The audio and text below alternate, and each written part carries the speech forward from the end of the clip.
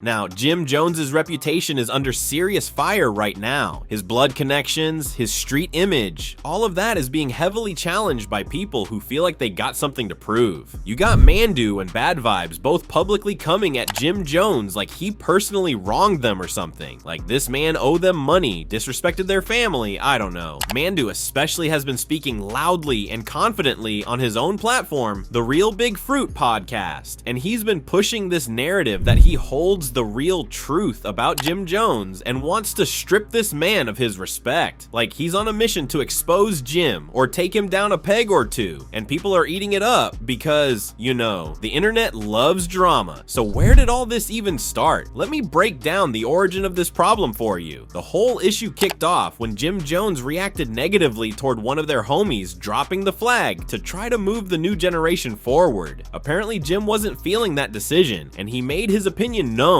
Well, Mandu didn't like Jim's reaction at all, and he made it crystal clear that he wasn't rocking with that. There's a clip from Mandu that's been circulating, and honestly, that clip set the entire tone for this conflict. Once that clip hit the internet, it was over. That's when everything started spiraling. Now, check this shit. What's your opinion on that? Yeah, what's your opinion? To each his own. To each his own, But I think it's a way to do everything. I think that the positive message that he's trying to push, he didn't have to drop his flag to do so. You heard?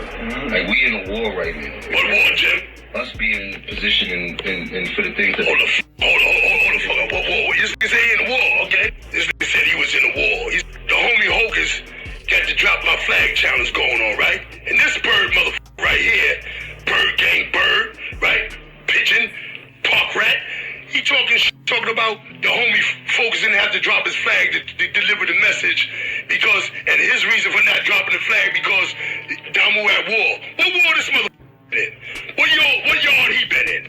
Huh? This motherfucker ain't never even been to jail before. Like, you know, what penitentiary yard was he stomping in? You know, the war where? What war you been in, homie? Because I ain't seen you on no battlefields, motherfucker. Now here perpetuating this bullshit. Like you a real banger. You's a studio gangster. You ain't been blood enough in your life, you fake fashion Damu. You look real cute, suck ass nigga. I challenge you. I'ma give you a challenge. How about I'll bust your ass and then you drop your flag? Huh? How about I'll come to your block? I'm from Brooklyn. Alright? I'll fight you right on Lenox Avenue. Alright? Beat the shit out you. Ass around and show you some wall shit, alright? And be careful how you respond, motherfucker. Be very, very mindful of how you respond. Cause I'm coming to the block. I'll fight you on your block for free. We ain't gotta do this for no money. We ain't gotta do this for shit. And when I bust your ass, you lose your shit, you drop your motherfucker. Hey, you talking about you wanna been in war? I wanna see how much war you been in when you going against the warrior then. Bird nigga. You ain't on nobody line up. You ain't no big homie motherfucker. You ain't got no bitch. You ain't even got a star or a rim. You ain't got shit. You just scared. You the fucking bag boy. All these niggas kept you around that long because you was paying out the ass, motherfucker. But you're about to go broke. You ain't got no little homies around you. Every time I see you on motherfucking television, peeking and sneaking around, you ain't around no motherfucking body. Where the little bloods at? What wars you stopping? What lines you saving? Motherfucker, my mans and them out here every day in these streets, talking to all these little young homies, trying to keep them out of the penitentiary and out of a motherfucking cell. Motherfucker, you ain't been in nobody's cells, huh? Stupid ass nigga. Motherfucker, you been in the war. You got motherfuckers like me, Bad Vibes, a whole bunch of motherfuckers that there's 1,000 years in the motherfucking box, and you talking that war shit. Where was you at when the Billies was getting it on, huh? You wasn't nowhere around. You wasn't for no war in the yard, and you definitely wasn't for no war in the street. Stop fronting like you bust your guns like that. You don't let your nuts hang. Boy, you's a bird. Remember, you the capo of the bird gang, nigga. You's a pigeon. Fly, you son of a...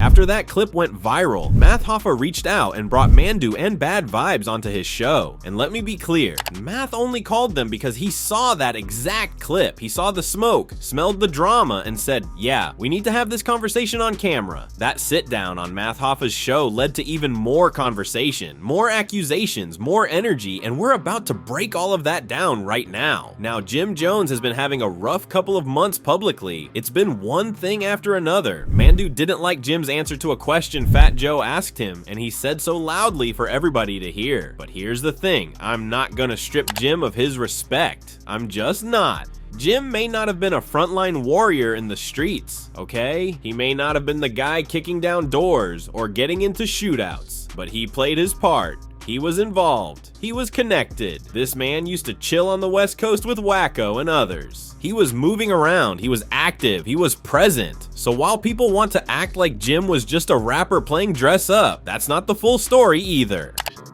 So Math Hoffa sits Mandu and Bad Vibes down and starts asking them direct questions. Now Jim Jones has been respected from the East Coast to the West Coast for years. People might joke about his one-handed cartwheel from that old video. You know the one I'm talking about, but that's entertainment. That's him being himself. That don't take away from who he is or what he's done, but here's where it gets messy. People online are now saying that Jim isn't even from Harlem because he moved there in 1991. That was 34 years ago. 34 years. If someone has repped the same hood for over 30 years, that's their hood, period. There's no debate. You can't tell me that someone who's been in a place for 3 decades doesn't belong there. People are twisting his history just because it's trendy right now to go after Jim Jones. It's like they woke up one day and decided, you know what? Let's tear this man down. And that's exactly what's happening. This is turning into a full-on online trend against Jim Jones. Max B just came home from prison, and now people feel like it's open season on Jim. Folks are bringing up old drama, old rumors, situations with his girl, jokes about his mom. People are digging for anything messy they can use against this man. And the internet is ruthless, so once they smell blood in the water, they're gonna keep attacking. Now, Mandu had one of the hardest hitting lines in that Math Hoffa interview. He looked directly into the camera and said, "Jim, what war have you ever been in? You ain't even been to county jail." The internet paused at that line. I'm telling you, people stopped scrolling. Because in street culture, people always question your street image if you've never had any jail time. It's one of those unspoken rules. If you're talking all this tough talk but you've never been locked up, people are gonna side-eye you. That's just how it is. But then there's the 6ix9ine wiretap factor. Jim Jones was heard on wiretaps during the whole 6ix9ine situation, telling someone to super violate him. People have used that to argue that Jim wasn't fully outside of the chaos, that he was still involved in street activities even while being a public figure. That clip resurfaced recently, and it's caused even more accusations and storylines to pop up. People are using it as evidence that Jim was still active, while others are using it to say he was only tough when he had people to do his dirty work. Mandu doubled down after that interview. He says he didn't disrespect Jim. He's just not gonna sugarcoat things. He claims that Jim never put in the heavy groundwork that others did, and Bad Vibes co-signed everything Mandu said, adding timelines, names, and history to back up their side of the story. These guys came prepared. After that Math Hoffa interview dropped, the internet exploded. Comment sections everywhere were blowing up. People were taking sides, arguing about street credibility from the early 2000s like they were there. Most of these people commenting weren't even outside. They only heard stories online or through YouTube videos, but they're acting like they were standing right next to Jim Jones in Harlem watching everything go down. Jim's name is getting pressure from every single angle right now. And the crazy part, Jim has not responded directly to any of this, which makes people talk even more. Silence sometimes makes things worse because people fill in the blanks with their own narratives. This situation has spiraled way beyond what Mandu probably intended. That interview spread like wildfire, and now more YouTube channels are jumping in. Everybody's breaking down each sentence like it's courtroom evidence. People are pretending to be experts on Jim's past without actually knowing him or being around during that era.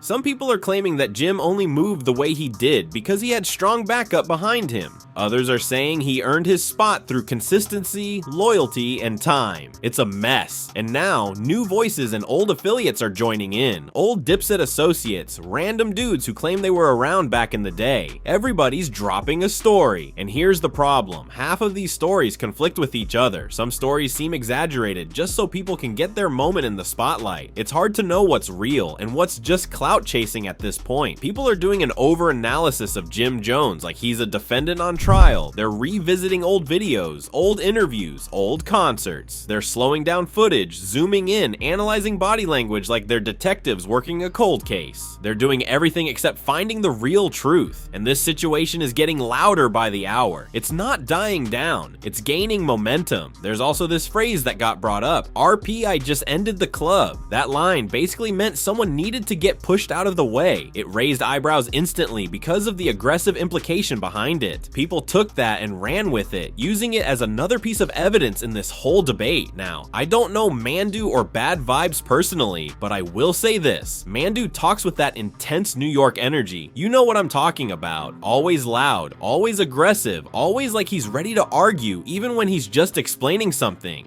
I'm over here imagining him pressing someone in that tone, and it feels like a scene out of a movie. Some of these older men still act like they never left the battlefield. They're still operating on that same frequency from 20-30 years ago. So here's my final question to you watching this. Should men over 50 still be moving like this? Should they still be out here arguing about street credibility and who did what back in the day? Or is it time to let that extra energy go? I want you to drop your thoughts in the comments below. Let me know where you stand on this. And before you go, make sure you subscribe to Drip Sign. Hit that like button, drop a comment, share this video, and smash the hype this video button. It's completely free and it helps us keep bringing you this content. Alright, I'll catch you in the next one.